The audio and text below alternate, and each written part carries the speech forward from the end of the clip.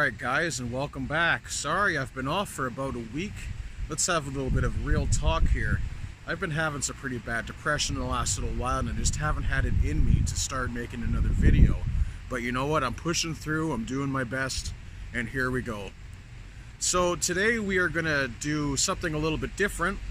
I've had a few people message me about my tactics videos on some mistakes I've made, and little things here and there. And you know what, I do make those mistakes because I'm not a WAAC player.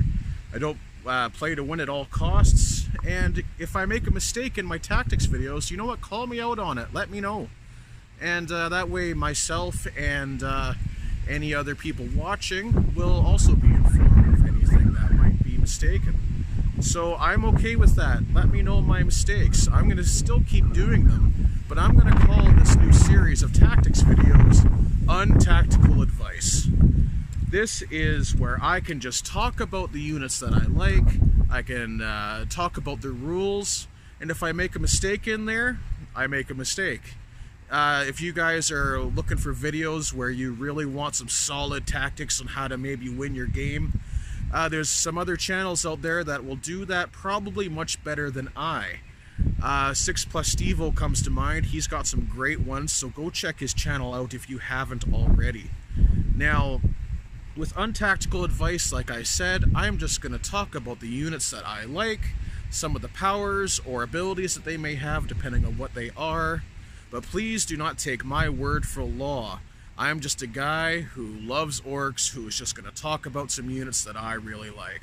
So let's get into Untactical Advice. Alright, let's take a look at the Weirdboy for our first ever Untactical Advice. Real quick, once again, I'll put the picture up on the screen. He's movement 5 inches, weapon skill 3, ballistic skill 5, which he has nothing, so that doesn't matter. Strength 5, tough 4, 4 wounds, 3 attacks, leadership 6, save 6. Single model with a Weirdboy staff. Now he's got a melee weapon, which is the Weirdboy staff for +2, making him strength 7. -1 AP with D3 damage, so it's kind of like a cross between a Big Choppa and a Power Claw. It could come in handy if you need to, but I wouldn't recommend it too much. He has Here We Go, Mob Rule, and Daka Daka Daka, which he does not need. Now, WAAC Energy. Add 1 to Psychic Test. Take it from this model for every 10 Orc models, excluding Gretchen, within 10 inches of it when the roll is made to a maximum of +3. If the result is 12+, this model immediately suffers perils of the warp. Now, this +3 happens most regularly because you're probably going to have him near a whole pile of bodies anyway, so passing your psychic tests is not too difficult. Now, this model can attempt to manifest 1 psychic power in each friendly psychic phase, and attempt to deny a psychic power in the enemy psychic phase. It will smite, and 1 psychic power from the power of the WAAC discipline. Now, he is a character. He is infantry, psyker, Weirdboy for his keywords. Now, because he does get his +3 to all of his psychic powers if you're having him near a bunch of bodies, chances are you're going to blow your head up. So it's nice that he starts with 4 wounds, because the most you're going to do is D3 to yourself. So even if you do suffer perils and you take 3 wounds because of it, he's still going to be alive and able to hopefully survive the next turn, and then you can always heal him up with the Pain Boy if he is also nearby. It's not a bad idea to keep one nearby exactly for that reason, because chances are you are going to perils every so often, and it's no fun to lose wounds to your own power, but it happens. It's also quite orky, because he is a fairly strong psyker, getting +3 potentially. It makes him very fluffy to be able to have too much power and then just blow half of his head off. It's very fluffy, and I do like it, so keep a Pain Boy nearby, because it will happen. So let's take a look at the power of the WAAC discipline. These are the powers that you can choose from for your Weirdboy. Now, you have 6 to choose from here, so let's start with Edbanger. A bolt of raw power erupts from the Weirdboy's sloping forehead and rockets across the battlefield, causing the head of the first unfortunate victim caught in its path to explode in a shower of brains and gore.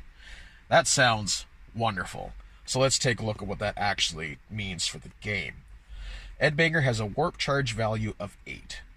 That's fairly high for what it's going to do, but again, you are going to get that +3 if you're in those bodies, or +2 or +1, whatever it might be. If manifested, roll a d6 and compare it to the toughness characteristic of the closest enemy model that is visible to and within 18 inches of the psyker. If the result is higher than the model's toughness, it is slain. It doesn't take any wounds, doesn't take any mortal wounds, it's just straight up dead. Now, this is very situational, but it is fun. I've run all of these a few times, some of them much more than others, which we'll get into. But Edbanger is a fun one.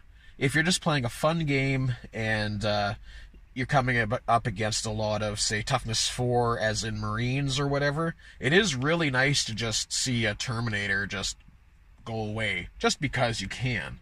It's very situational. It's not the strongest one. I would only recommend taking this one if you're just having fun and you're not too worried about how the outcome's going to go. Now, Warpath. The Weirdboy disperses the WAAC energy coursing through his frame into the orc warriors around him, stoking their already bellicose nature to a roaring fever pitch, as if orcs needed any more of that. Warpath has a warp charge value of 7, so it's a little bit better. 7 is manageable. If manifested, select a friendly orc unit within 18 inches of the psyker. Increase that unit's attack characteristics by 1 until your next psychic phase. Now, this is orc unit, so you can use it on anything pretty much. The best probably is a pile of boys or a big squad of knobs or mega knobs, whichever you're running, to get that extra attack in there. But you can also use it on a Gorkanaut or a Stompa. It is a orc unit. It does not specify anything other. So it is very flexible and very good. Getting that extra attack, especially in a boys mob, you are going to be throwing out so many dice, you're going to have more fun than you ever had in your entire life. Now, one of my favorite, and probably yours as well, is the jump. The Weirdboy closes his eyes tight and, in a storm of flashing green light, teleports a mass of confused greenskins to another part of the battlefield. The jump has a warp charge value of 7. Again, quite manageable, especially if you're going to be jumping boys. You're going to have that +2 or 3, depending on your size, to your psychic tests. Now, if manifested, select a friendly orc infantry unit within 12 inches of the psyker. Remove that unit from the battlefield and set it up anywhere on the battlefield more than 9 inches away from enemy units. That unit counts as having moved for any rule purposes, such as firing heavy weapons. So there's not too much to say about the jump that nobody already knows, and it is just one of the best. You're able to essentially get a first turn deep strike almost every turn, unless they deny it, but you're getting that +3, because you're going to have likely be sitting in a pile of boys, and then either jumping them or jumping a boys squad that's within 12 inches of them, so your Weirdboy stays in that original squad. It's fantastic. Use it every game. Take a Weirdboy with the jump. It's an auto take for me, and it probably is for you as well if you're running any sort of infantry lists. Fists of Gork. The Weirdboy channels WAAC energy into his fists, or those of a nearby orc, providing strength enough to punch through tank hulls. No joke there. This is a fantastic psychic power, and it is also one I take all the time. Fist of Gork has a warp charge value of 6. That's very easy to pull off. If manifested, select an orc character model in this that is visible within 12 inches of the psyker. Add 2 to the model's strength and attacks characteristics until the next psychic phase. So you're able to put it on a war boss, def kill a ward trike. I try to do that if I can get him in range, because he's pretty good and he's fast and he can do a lot of damage, especially once you start adding this buff to him. But putting this on a war boss especially really goes to destroying whatever you want. It is a fantastic power. It's an auto take for me running my Tide. You need to have this power when you're running a list such as mine. I can't say enough good things about this power. I'm very, very happy that they've put this for us out there. It is a fantastic one. And again, I cannot say enough about Fist of Gorg. And number 5, to Crunch. Green energies erupt from the Weirdboy's eyes and coalesce in a rolling cloud above the enemy. That cloud then solidifies into a green foot of Gorg, or Mork himself, which commences to repeatedly stamp down the foe. That's kind of cool. I would like to see that in action. That'd be hilarious to watch. The Crunch has a warp charge value of 8. Again, it's on the higher side. If manifested, selected an enemy unit within 18 inches of the psyker. Roll a d6 for each model in that unit. For each roll of a 6, that suffers 1 mortal wound. Then roll 2d6. On a 10+, roll a d6 once more for each model in that unit. For a roll of a 6, that unit suffers 1 mortal wound. So if you're coming up against another Horde army, this is a really good one to take. It is situational in that you don't want to use it on a small group of, say, Marines, a 5-man squad. It's not worth it. You're not really going to be getting any mortal wounds out of it too much. But if you're coming up against, say, Tyranids or another Horde-type army, it's really good. Because if you can roll 20 dice, and then you start getting some mortal wounds on there, and then you roll 2d6 on 10+, you get to do it again to that unit, it has the potential to be fairly strong. And I don't mind this one at all, but again, it is situational depending on who you're coming up against. I just would not recommend taking it against smaller type elite armies. It's not going to do as well as against a Horde.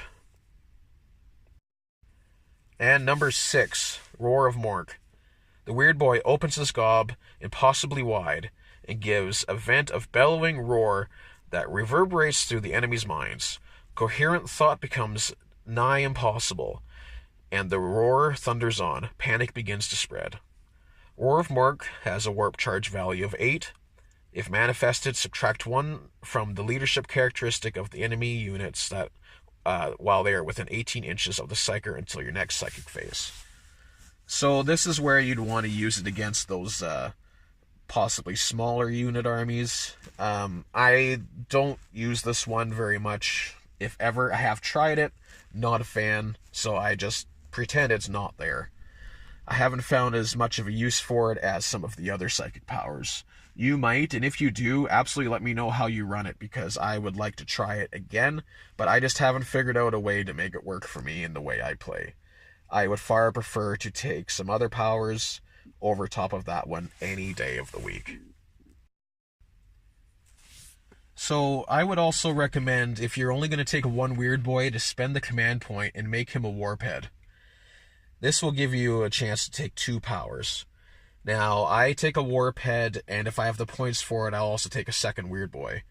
My one Weirdboy, he's my one that takes to jump all the time.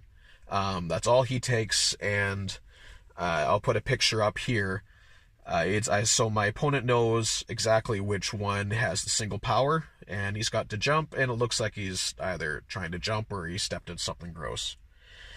But for my Weirdboy that I use Warphead on, I will typically take Fists of Gorg and Warpath with him.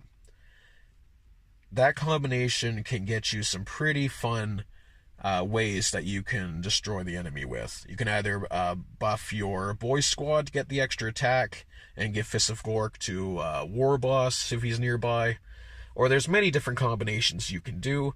Use your imagination and play around with Warpath and Fists of Gorg in combination with each other on the same, the same character, or splitting them up and then jumping the unit of boys that has Warpath into your enemy's face. There's a lot of different ways that you can do that. Experiment with it. What powers do you guys take? Let me know down in the comments. I would really like to see what everybody else thinks is their number one, or their go-to, their auto-include, whatever you want to call it. I'd really love to know what you guys think about that. And don't forget about Smite. Being that we get that +3 if you're in a boys mob, Smite can be pretty powerful. Getting a super smite with D6 mortals, that's pretty awesome too. So never forget about your smite. It is a very good way to throw those mortals out there in a pretty fantastic fashion. Just be wary of blowing up your own head. So that about does it, guys. Thank you for coming in for the first Untactical Advice. Now, I appreciate you guys being patient with me, but I'm finally getting another video out, and I've got plans for a couple more coming up soon, and I have a really good friend of mine who is going to be a guest on the channel in the upcoming weeks. He is going to be showing us a pretty cool conversion with some AOS goblins, so stay tuned for that, and I will see you guys in the next video.